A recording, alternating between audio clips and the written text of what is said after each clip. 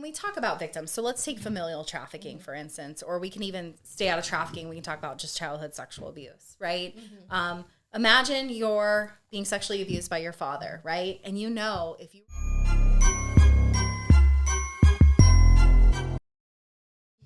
Welcome to another episode of Shoes Off Talk. Yes, sir. We have the undeniable privilege of always having some special people in the building. Floyd, I'm going to let you do the honors in introducing our special guest today. Oh, awesome. Thank you. I am so excited. No. But today we have no other than Stacy Sutherland. Stacy is one of the program directors for Trust Arizona. We talk about human trafficking and how to prevent and what we can do to help out. You know, Stacy, thank you for coming in. Thank you so much for having me. Awesome.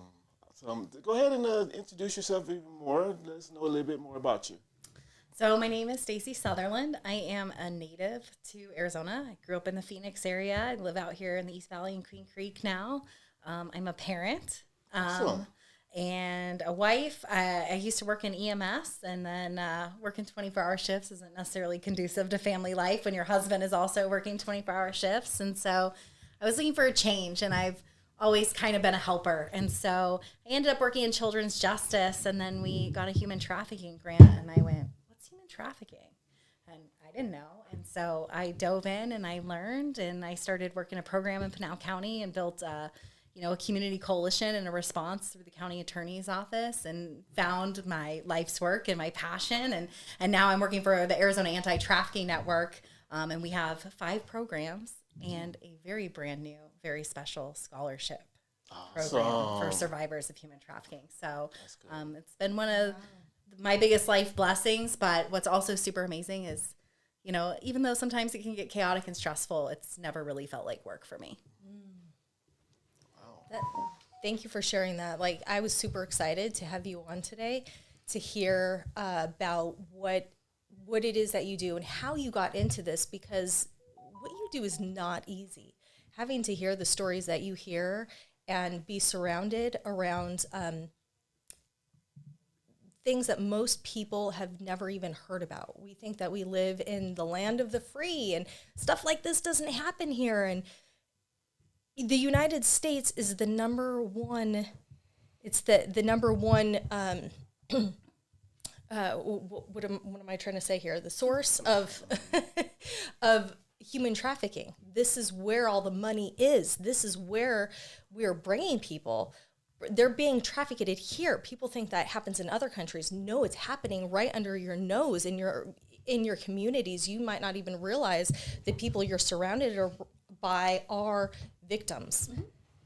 And we go about our daily life not realizing that they're victims that are our coworkers, that we're passing on the street, that are your neighbors.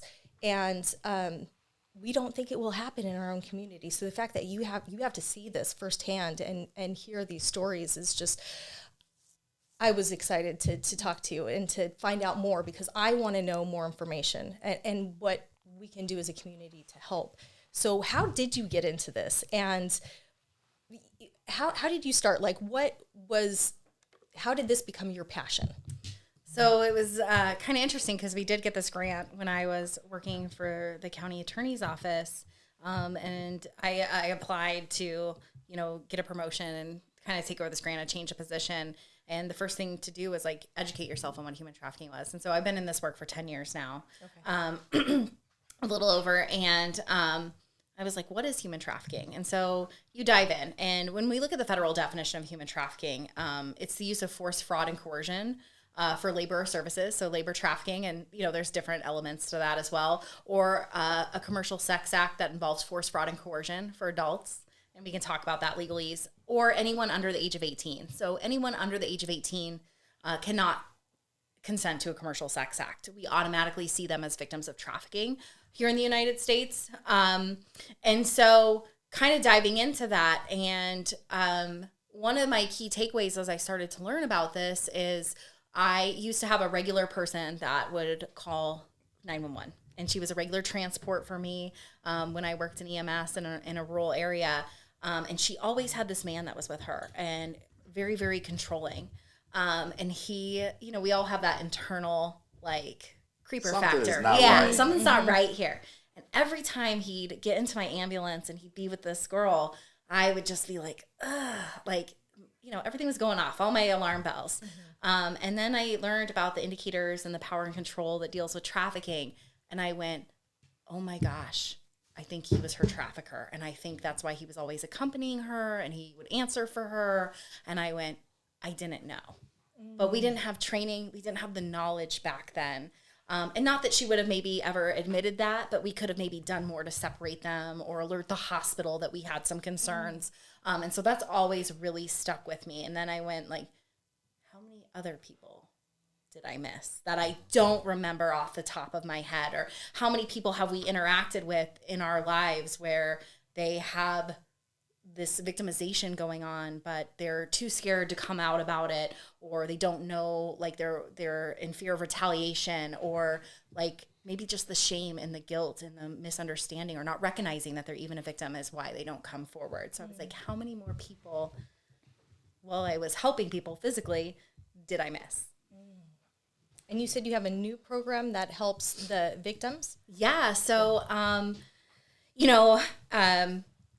in summer of 2022, we lost one of our survivor leaders. Her name was Jade Richard, and she passed away unexpectedly.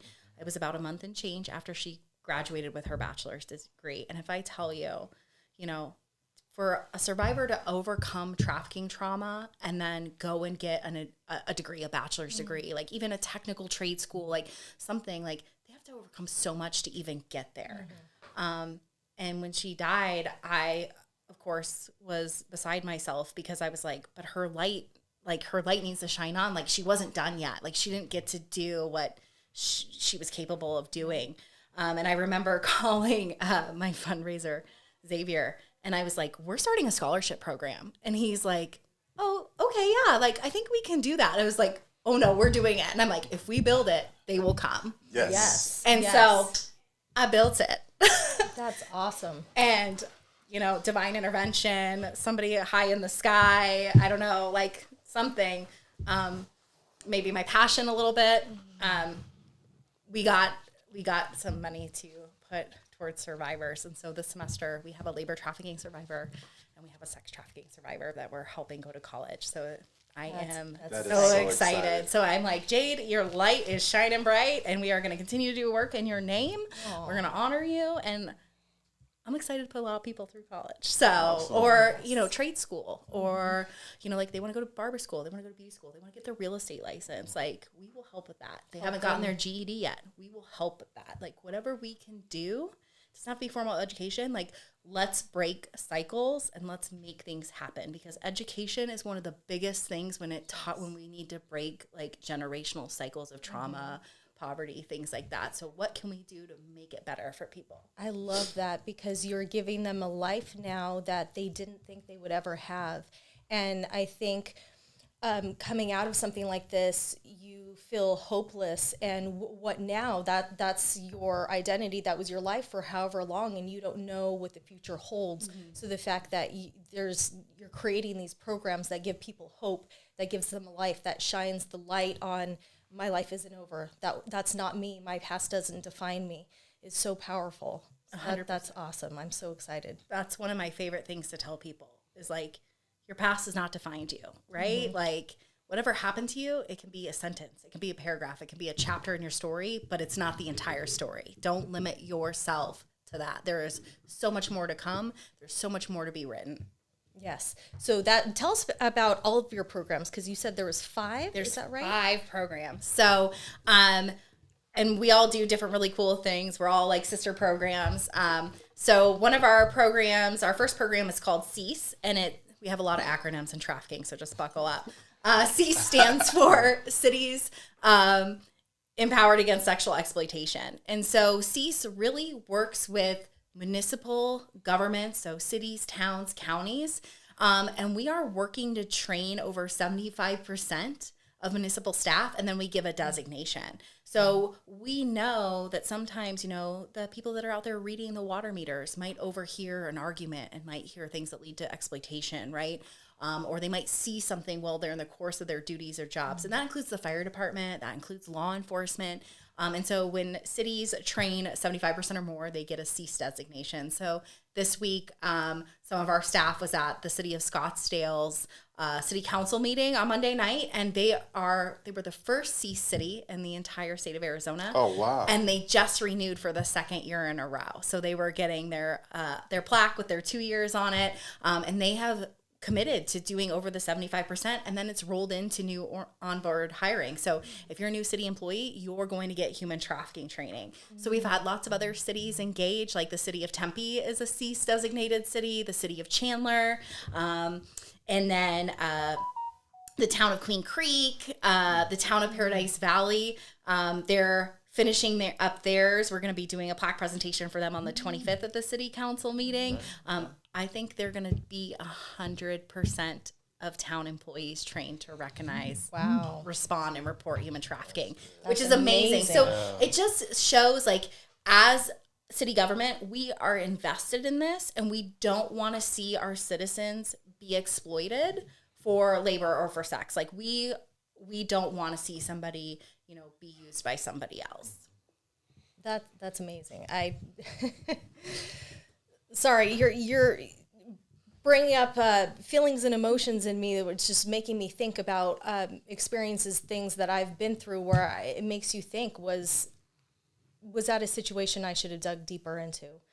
Or different things that have happened in my life that just you didn't think about at the time, and it opens up your eyes. So I'm so glad that you're educating these people. I'm sorry, I'm talking a lot, guys. No, that's fine. And I think too, we see stuff all the time, but there is a time to intervene, and then there's times where it's not appropriate to intervene too, because some of the traffickers, you don't know if they're carrying a weapon or other things, right, and you don't want to either put a victim in danger either with that person. So we do a lot of really creative things that I can't talk about, but we have ways that we, get to victims while they're in their victimization. What are signs that you can give to the public that maybe can make us aware, and maybe not jump in because we don't want to harm anyone, but bring attention to those that need the information? Yeah.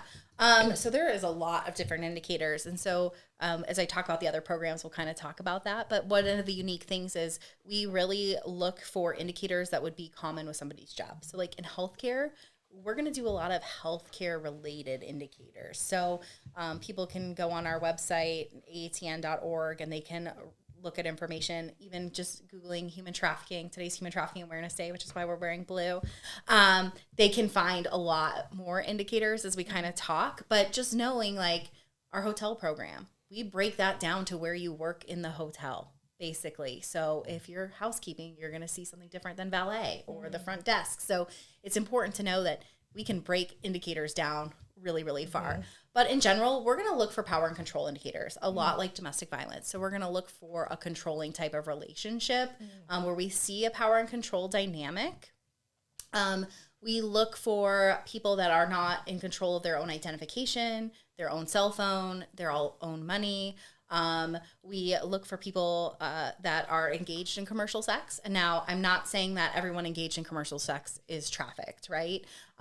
We don't know that. And so I would never paint a broad brush over a population like that.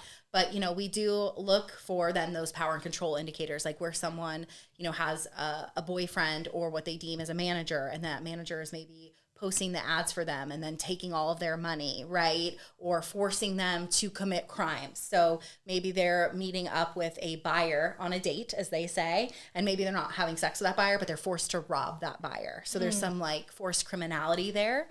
We look for some things like that.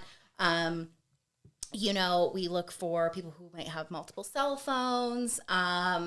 We look for, some emotional abuse, some physical abuse.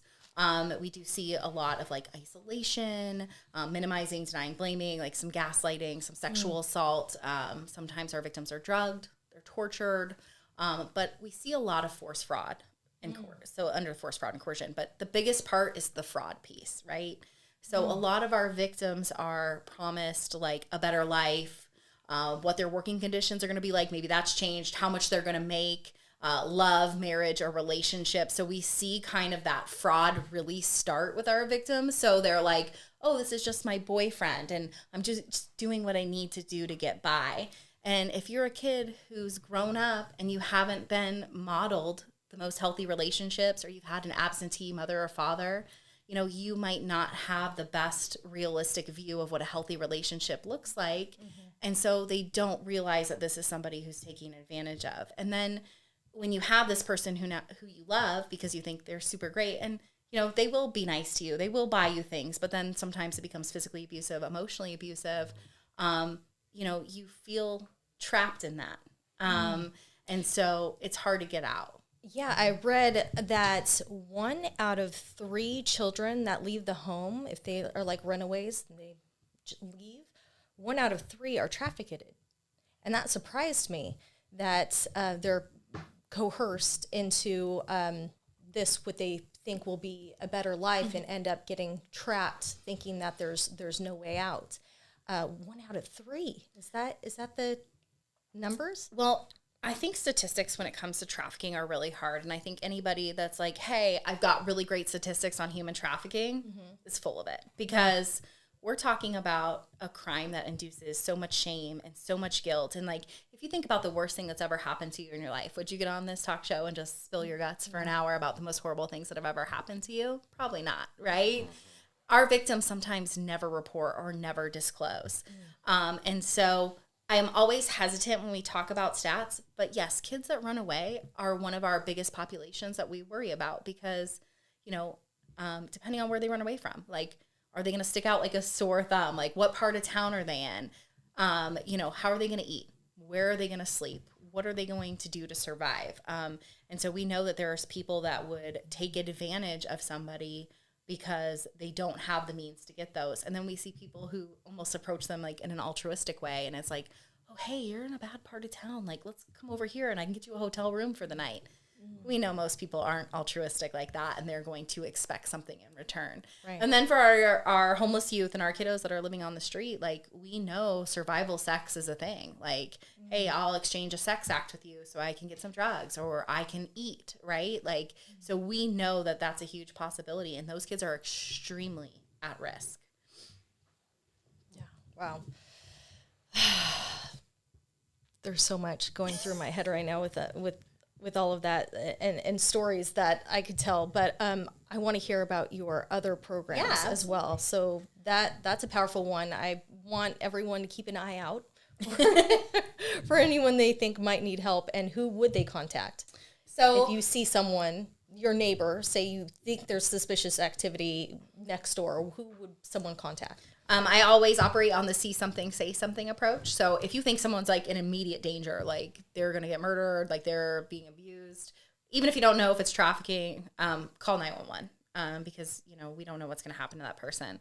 We have a brand new, started in February ahead of Super Bowl, human trafficking hotline here in Arizona. It's 1-877-4AZ-TIPS. So it is run by DPS. And DPS does answer that hotline, so you can remain anonymous. You can report a tip. So just know when you call, the DPS is going to answer that, the dispatches. But you have the ability to also ask for victim services. So if somebody's looking for resources, they can call that hotline and say, hey, I'd like ASU or victim services, and they'll be transferred on a 24-hour line and be connected to somebody with resources. And it is manned by those with lived experience. So people who have been in the shoes of our survivors to offer them resources. And I talked to our partners there this morning, and I believe they've already had 112 cases since it started last February. Wow, so 112 that they've been assisting with. So, you know, again, build it and they will come. It is working. Yeah, and I say that because I have a friend who contacted me after we did went live Saturday and let me know about her husband, who's an EMT that was part of a group of people that rescued a house full of 12 children. in New Mexico. Like how this is in the States, 12 people, and they were being held by 2 grandmothers. So you think that as a neighbor, you might not be suspicious because it's 2 grandmothers, But it doesn't make sense for 12 children to be living in a yes. house. So again, Yes. So thank goodness they Yes. spoke up, and the neighbor, it was the neighbors that and I tell people, suspicious activity. if your gut is telling you something, listen to your gut. Because what's law enforcement's job? You call, you make a report, Right. they come out, it's unfounded. Okay, they did their job. If you don't call, and maybe somebody didn't call, and those kids, how long would they have been stuck in that house? Right. Months, maybe? Yeah. Weeks? And then they Who were all knows? children from Honduras, and yeah, so they didn't speak English. They don't know this country. You can imagine how scared And that how they vulnerable yes, they how are. how vulnerable they are. So it's sad when you really think about how much is going right underneath our nose. One of my concerns is the involvement of our government that is allowing this to happen. And because it's a multi-billion-dollar business, the fact is the only way people can get away with it is because they're people in high power. So I think a lot of victims might be scared to seek help because they know the authorities or some authority is involved, and you never know which ones. So is there any advice that you have on that? I know that like they just found that tunnel. Do you hear about that tunnel? I did, and I'm waiting to hear synagogue some more information on in that. New York. And when we talk about victims, so let's take familial trafficking, for instance, or we can even stay out of trafficking. We can talk about just childhood sexual abuse, right? Imagine you're being sexually abused by your father, right? And if you report to your father, maybe mom stays at home and raises you, and you've got just enough money to get by, but by you reporting your abuser that's your father, he's going to go to jail.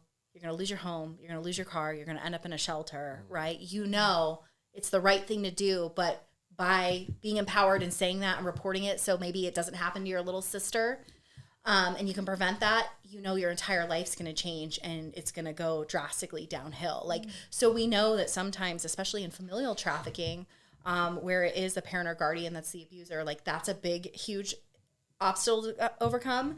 And then imagine you're in small town USA and your dad's the trafficker, but the town mayor is somebody that buys you, right?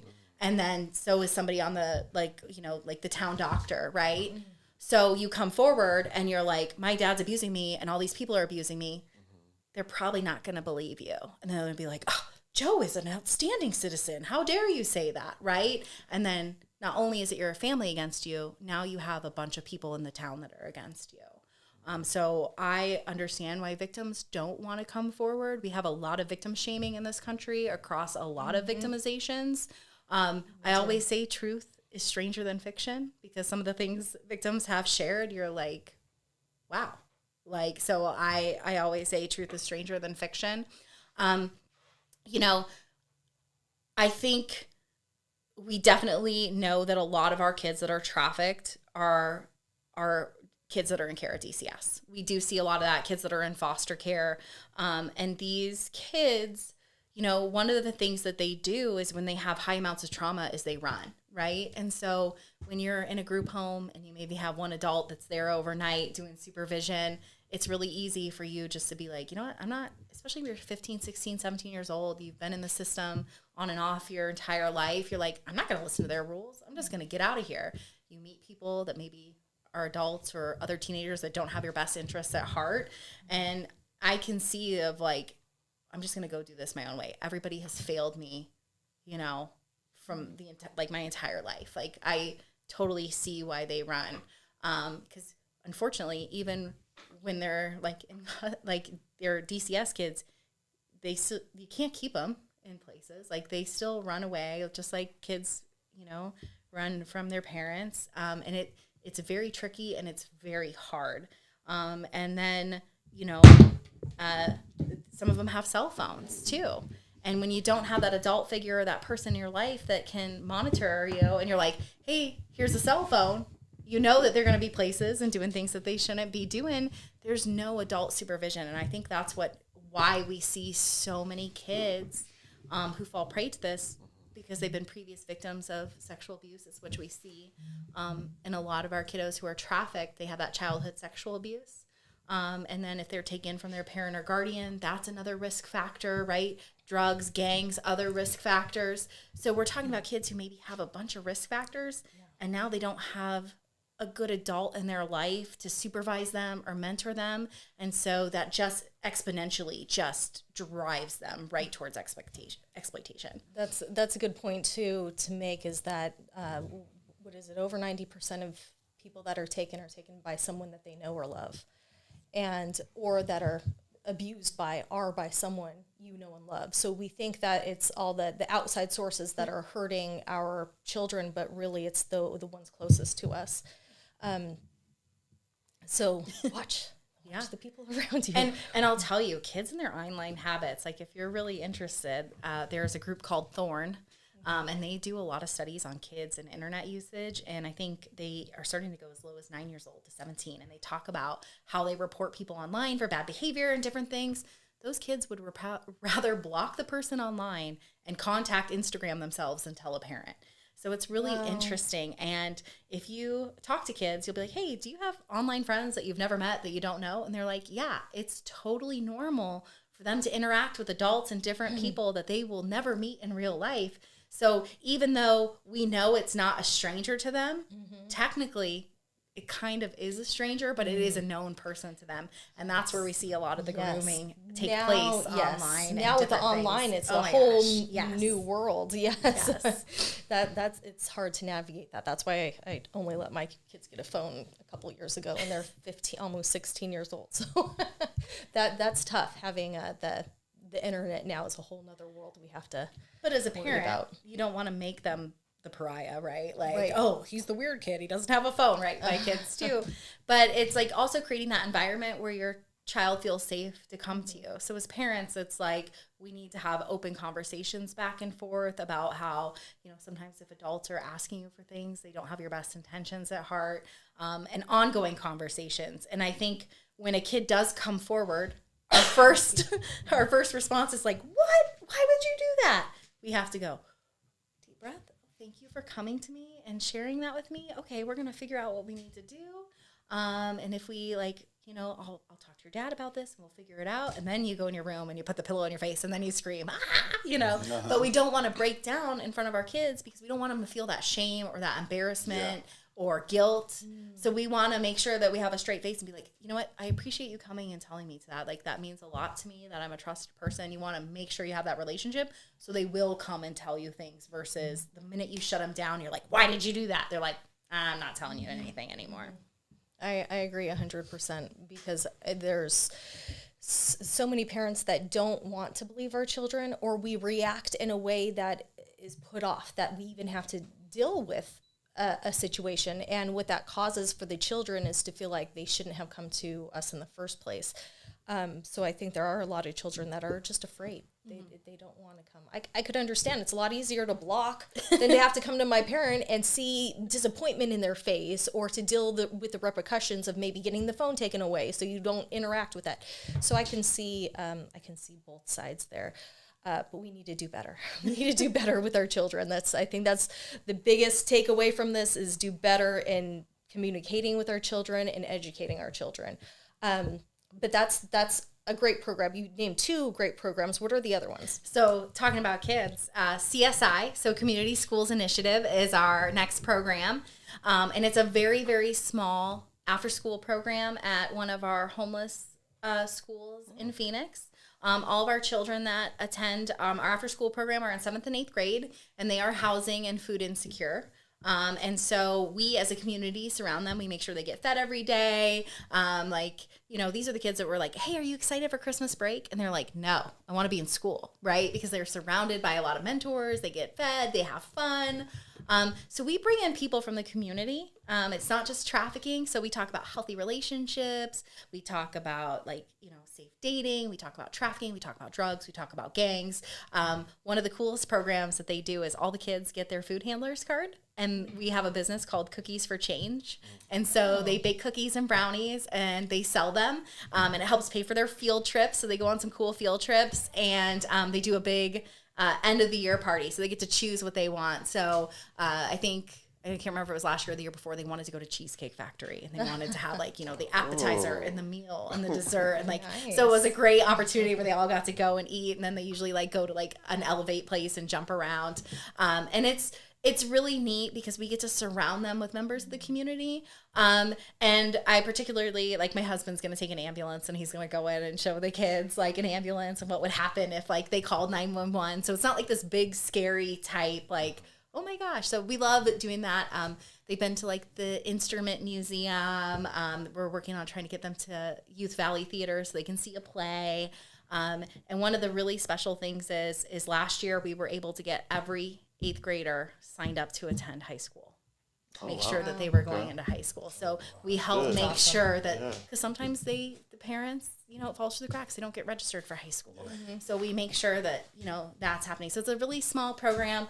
We love our kiddos. They're super great. I'm going to be going in and talking to them a little bit about trafficking, but also understanding like, hey, you might have an 8th grader. My 8th grader might be really sheltered, but there's some kids who know a lot for 8th grade, like a couple years ago, I was talking to the girls. It happened to be all girls.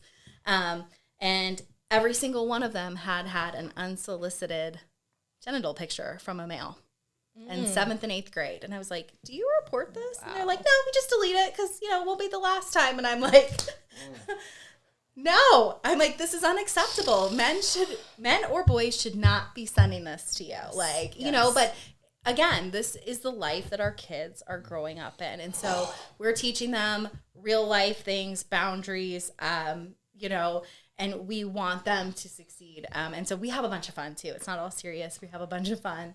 But they're some of the most loveliest kids that I ever met. And it's a privilege to be in that. So you have to, follow the school rules, get good grades. But we love our CSI program. Those kids are just amazingly resilient. And I will tell you, this job is built on resiliency. All of our victims are resilient. Our survivors are resilient.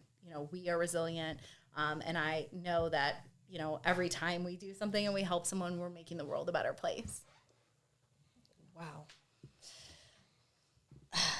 You said, sorry, I'm still stuck. It's amazing all the things you're doing. I'm still stuck on the things that our kids are getting sent and we don't know about. And you just made such a good point that, just delete it. Nobody has to know. And I'm thinking, just went back as a child to when things would happen. I was exactly the same way. Like I was being sexually assaulted at work when I was 16. Never said a thing. I didn't want to ruin his family. I was 16 years old. He was a 45-year-old man with a family, a pregnant wife, 4 children at home. And I was like, oh, if I said anything, it would ruin his life. I cared more about what it would do to him than what was going on with me. Mm-hmm. So it's like, when you said that, I was like, oh my God, I can't believe our kids. And then that memory came back and I'm just like, oh, of course, I never even said anything. Right. Like, so it hits deep. It hits so deep that our children need to feel safe. They need to feel safe. And the fact that they don't, they care more about protecting us, protecting their parents from this knowledge. They shouldn't have to do that. Right. And it's interesting. Yeah. So sorry, like you said that and I just like had that memory come back and I'm like, wow. Like I'm sitting here thinking, how can we get our kids to open up when I wasn't even a kid that could open up? So trap them in the car while you're driving because they're stuck with you. Like, hey, we're going to have a conversation. You can't go anywhere. We're on the freeway. Yeah, exactly. So, all right. So tell us some more about your other programs because all that you're doing are giving people hope, hope for their future. And I think it's so amazing, all these different programs. The fact that you have 5 different programs is amazing. We have a men's program called Just Men Arizona, and a lot of men want to get involved in the fight against human trafficking, and rightfully so. We love men that will stand up and say, like, hey, I will never buy sex. Like, I will never, exploit somebody because, when you do buy sex, you don't know. Are they trafficked? Are they not trafficked? Like, did they just lose their job and they feel like this is no other option? Like, as human beings, I just don't feel like we should have to sell our bodies for any reason, right? Like, I feel like sex is supposed to be fun and adventurous and stuff. And I just would hate for someone to think that I'm an object worth paying for, you know? Right. But they help have man-to-man conversations at the point of sale with other buyers and talk to them about some of the realities that those who are trafficked or those who maybe have exploited have experienced, and maybe to think twice about potentially harming some other people. And so it's a conversation that men can have that women can't have with a sex buyer. I do teach sex buyers diversion. I'm one of the speakers. And, you know, we connect and we have conversations while they're in diversion. But it's not the same type of conversation that a man can have. Like, can you imagine if you were at a bar with your friends, maybe you're, you know, in San Diego, you're out of town, they're like, hey, you know what? I think I'm going to call an escort to my room. And maybe they're married, you know, because we see married men purchasing all the time. Like, that's the conversation where you're like, yeah, I don't know if that's a good idea, right? And we do see our buyers get robbed. We see that pretty frequently. We've had buyers who have been murdered, you know, or stabbed or other things. So, you know, it is risky behavior. It could be kind of violent. But so we have this men's group that can talk, and they will sometimes reach out and still connect with buyers that they've talked about. And it's a really neat program because I know that there are some people that have, after that conversation, have said, you know, I'm not going to buy sex anymore, you know.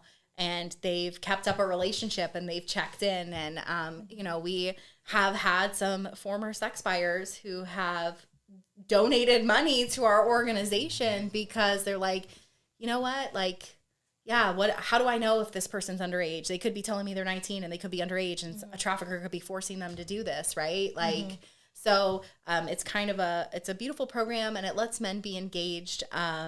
And they just get to talk to other men and have those important men-to-men conversations. But sometimes they also end up having conversations with, you know, traffickers or pimps, and then they forward that information on to law enforcement. I think we definitely do need, and we're doing some projects, but we do need to be working with young men in our society, because we don't want them to become buyers and we don't want them to become traffickers. We don't want them to exploit other people. And so we definitely see a need for some more of that in our community, like surrounding young men and teaching them about relationships and what it means to be in a healthy relationship and how to treat women and things like that as well. And it's important to know that it's not just women that are trafficked. There's a lot of men, a lot of boys that are victims. We tend to think it's an issue that's only a female issue, but it's not. We have a program here in Arizona that treats young men that have been trafficked. Yeah.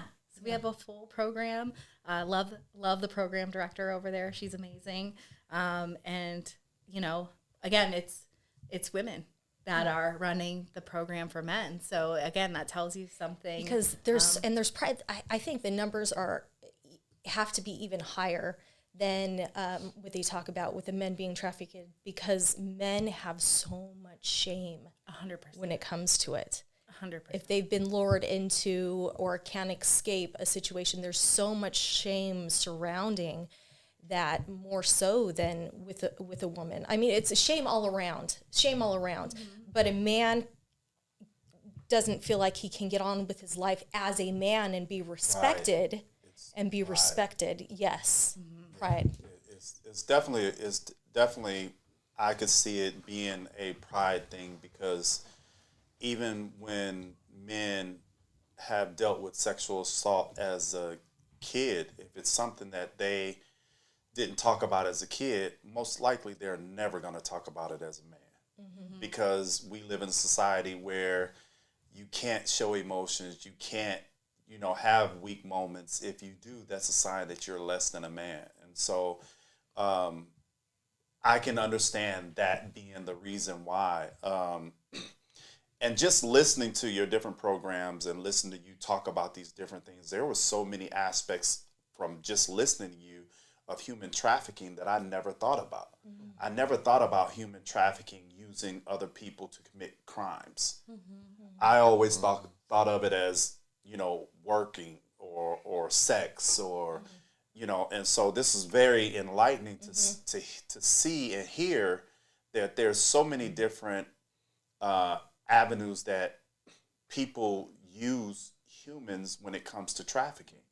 And for me, what I'd like to see happen is I'd like to see your programs go into law, especially that cease.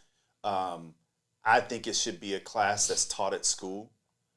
It's definitely something that needs to be part of our education system. I'm not in agreement with a lot of things that are involving with our education system, but I think that's one. I think anytime you you open any business where you deal with people, I think that should be a certification that you have to have. If you open a We hotel, have one. and I know you have it, but it should be mandatory. Should Like be required. you can't open a school, you can't open a hospital, you can't open a hotel, you can't open a nightclub or a bar unless you have this certification. Yeah, it's not a requirement right now, but it's well on its way. I see it happening, but we need that because we need as many eyes as we can on this epidemic. And I was, I just watched Sound of Freedom the other day, and this is a $150 billion a year industry. And like you said, statistically, that is probably not even scratching the surface of what the actual amount is. And when you think about money that kind of money that's involved, you gotta know ain't no regular Joe off the street, helping run those numbers up. It's gotta be people that are in influential positions that drive that number up. And when you start talking about them kind of dollars, you're going to have some of the most elite that want to be involved with. So when they talk about those numbers, we're talking about labor trafficking too. So in the United States, we're going to see more sex trafficking than we do labor trafficking. But when we look throughout the world, labor trafficking is the really big issue. It's more labor trafficking, and that's what really drives up those numbers. And I think the hardest thing about labor trafficking is like your coffee, for instance. Do you know if somebody was trafficked while picking those beans or not? Yeah. Do you know if your clothes were made in a sweatshop by a 12-year-old, right? Like, all of us have cell phones on right now and all these electronics around the room. The copper might have been mined in Africa by a child, right? So I think it's a lot easier for society to go, oh, okay, I'm going to put my blinders on here and I'm not going to think about where my clothes were made or how my coffee was picked or what does that supply chain look like, because I don't want to know. And so that's where all those billions comes from. So a lot of it is child labor and trafficking. And so that's why something as a consumer you can do is ask companies to be transparent with their supply chain, right? Because it's like they hire someone, people get trafficked, right? Because there's no oversight. It's not actually the company, it's somebody else, like a contractor or things that's doing the trafficking. But like the more transparency we have with supply chains, the more we can ensure like, hey, this product that I'm buying is not at the hands of someone's exploitation. And it's funny you said it because I had this conversation with someone the other day. I used to work for Nike. And for me, I think Nike is one of the biggest ones because when they started putting the spotlight on Nike and how their products are produced and the fact that we've had some of the elites that go over there and see in China and see the living conditions of these people that are making these products that we brag and we boast about and we love and that we spend this money, it just brings to mind, the one that comes to mind is LeBron James. He went over there and saw those conditions. He saw the standard of living that these people were living in, and then for him to turn around and accept $1 billion from Nike after seeing, signing a lifetime, contract for $1 billion, like, and this is information that I found out. I'm not saying it's 100% correct, But it kind of alludes to what you're talking about. It's like if we're tracking the money and we're tracking the process, and if there's even a chance of it, and and I'm not sitting here pointing the finger thinking I'm better than thou. I mean, I'm wearing Nikes as we speak. But I think we need to be more cognizant of the role that we play in it. Are you going to be able to totally stop wearing and buying products that you can't? Because I really feel like pretty much everything. Right. I think it just needs to get to a point to where it's more about what can I do to help. And that's the question that I pose to you today, us having this platform. How could T-Flight Studios, how could Shoes Off Talk, what do we do with this kind of platform to help resolve some of the issues as it pertains to human trafficking? What can we do? So there's lots of things people can do. So money, number one. Money. There's lots of programs. Healing survivors costs a lot of money because they're in a live-in facility. Most programs are 1 to 2 years long. You got to put the lights on. You got to feed them. You got to offer therapy. Like, it has to be holistically surrounding them with lots of things, medical care, all kinds of things. That's very expensive. We, like, if one of my partners at one of the law enforcement agencies called me right now and was like, Stacey, will you buy a plane ticket for a victim? I'm going to say, absolutely. So maybe I'm buying a plane ticket for tomorrow. And if you've ever had to buy a last minute plane ticket, it's not very cheap. So, we do things like that for a variety of partners. Some people, that's okay. They've got time, talent, and treasure. They don't have money, and that's okay. A lot of our service providers and people that we work with are looking for volunteers. They're looking for money, for time.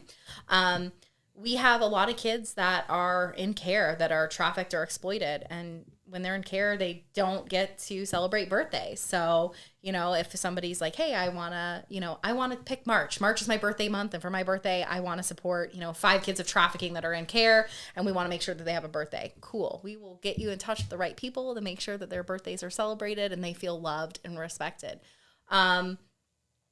Mentors. We need mentors for young boys and young kids who have been exploited. Like, they need positive people in their life, to maybe they need a man in their life because they've never had that father figure, right?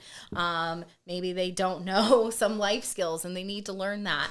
Again, that's talent, that's treasure, that's time, right? So there's a lot of different ways people can help and talk about this. Like, having this conversation today is doing something. Like, somebody that might watch this might be like, wow, this is kind of what happened to me growing up, or, there's a name for what happened to me, because not everyone knows that. You might empower somebody to make that phone call and to report that. That's empowering. So there's lots of things that we can do. We have an annual breakfast every year. It's in September. If you go to our website, there'll be information in the next couple months. We're hosting at the Westin Kierland. You're welcome to come and learn more about our programs. But we honor people every year. We give a game changer award because, trafficking, sometimes the traffickers call it the game. And so we kind of take that word back and empower people that have worked really hard to fight human trafficking in Arizona. And we honor their commitment and their passion. And so we give away some awards and we eat really good breakfast. And we usually Eddie Johnson is our host. So if you've ever had the pleasure of being around Eddie, he is hilarious, and we love him. He's such a good guy and a champion of our cause. So there's lots of different ways. I'm happy to help connect anybody. And I'm not calling out a single service provider and stuff, because sometimes we just don't want to talk about what programs are where, because you never know who's listening, Exactly. So, but happy if somebody really has a passion for this, really wants to get involved, happy to connect them with the right people. Absolutely. I definitely want to be, with the connections that I have, I definitely want to merge my connections with what you have going on. I'd like to get some of these kids to some Phoenix Suns games, let them come down, meet some of the players, and just kind of use some of the resources that I have available to me to play an active role. And I'm gonna have Floyd, get as much information as we can on how we can individually be involved with what you have going on, because people listen to stuff like this and they may say, oh, I don't know anything about it. It doesn't affect me. Yes, it does. It affects you probably as, closer than you think. And like you said, it's just people that, are too embarrassed to talk about. But you'd be surprised. It's probably happening like right next to you. And we talk about this all the time. It's like you want to make those people, kids as well, comfortable with coming to you talking about anything. And so sometimes it may be a conversation that you have to bring up and start and let someone feel comfortable with joining in on that conversation. I know for me, this podcast has been therapy for me with everything that I've gone through and continue to go through. And so I would love to even, have this be a resource where survivors can come in and talk about and have that, conversation, all of that. I just want to make, this platform available to you and your people to where we can have those uncomfortable conversations, because somebody out there that's listening, that's watching, they need to hear it. And the more people we can get to come out of their shell about, either what's going on with them or what happened to them, the quicker they can move on with their lives. And sharing the story, it heals both ways. It heals the person that's listening and watching, but it also relieves some of that off of the person that actually went through it. And so I just want to tell you, thank you for coming on the show today and sharing the information. We're definitely going to have you back if you want to invite, some other people that are involved with what you have going on. You're more than welcome. Just get with Floyd. He knows our schedule, and we can put you on the calendar. I don't care if it's something that came up that it's an alert of some sort, and you need to get a message out. We will create a time slot. We can create a time slot. We have that latitude to be able to do that. And so I know for, some of the people in the room, this hits home for them, especially with Christy. So I'm glad that she was able to just jump in, and because this is not like her, and so awesome, we were really both kind of taken back. I was like, okay, but that's how it should be. That's how, whenever you are put in a situation where you could talk about something that was painful for you, and to have the freedom to be able to share that and have someone bring that out of you like you did for her. And you could see it with the raw emotions. You could see it with, her ability, to ask questions and really diligently want to get involved with the conversation. And so I thank you for that. And so we look, I always say this, every time we think we have surpassed what we've done the show before, we keep elevating to a whole nother level. And so I want to thank you for coming on the show and blessing us with your presence and information. And we want to keep this thing going. I don't want this to be, one of those things where it's just the month or the date and we recognize it. This is something that needs to continue throughout the year. Right. Every day. We need to be bringing awareness. And that's what bothers me about a lot of causes, is that a lot of people don't really pick up that mantle until that month or until that date of the awareness month or the awareness day. This needs to be something that's implemented in your life. Yeah. Because it's going, if it hasn't affected you, it's going to affect you. This is an epidemic. This is a real epidemic. And we talk about different things that are epidemic. This is something that's been going on for a while. It's just more light is on it now. And so we appreciate you for shedding that light on it and bringing the awareness. Like I said, we're going to actively be involved for everyone that's tuning in today to Shoes Off Talk. If you want to start that conversation about human trafficking, if something that was said today sparked the interest, if it spark the conversation that you want to have, just reach out to us and let us know. How can they get in touch with you? How could they actively be involved with what you have going on? So just real quickly, because we had 2 other programs we didn't talk about, our safe action projects: hotel, hospitality, tourism, and then trust, which is me. We have trusted businesses, so we train businesses. I do a lot of education, and I actually do a lot of outreach with victims. So several times a month do an outreach. So we do a lot of things, small but mighty.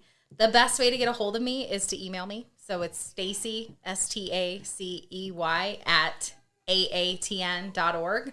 Happy to connect with you.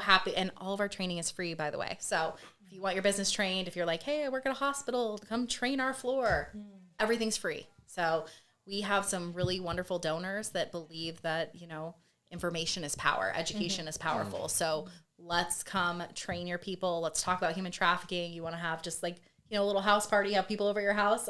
I'm kind of the Debbie Downer. I'm like, yeah, hey, let's talk about human trafficking. I don't get invited to dinner parties anymore. So happy to come and talk with whoever, happy to empower people. And I think one of the biggest takeaways people should know is there is a lot of darkness in this, but there is also so much light. So there's so much light that comes through. So for every dark piece, we can have a piece of light that goes to that. So keep that in mind. It's a tunnel, okay? It's not an empty room full of dark. Yes. And so as we conclude today's show, I really appreciate everyone tuning in. Like I said, I don't take people's time for granted, so I appreciate you giving us just a tad bit of it, however big or small it is. Stay tuned. This is not the end of it. We are just starting the conversation about this. So this is, we've been tasked, and we literally are going to step up to the plate. So stay tuned. We will be giving more information out as it comes. Like I said, if you guys want to have the conversation of how to get involved, she gave you all the information. If you didn't get it, contact one of us. We can get it for you. So we appreciate you guys tuning in today. And as we end all shows, love, peace, and soul.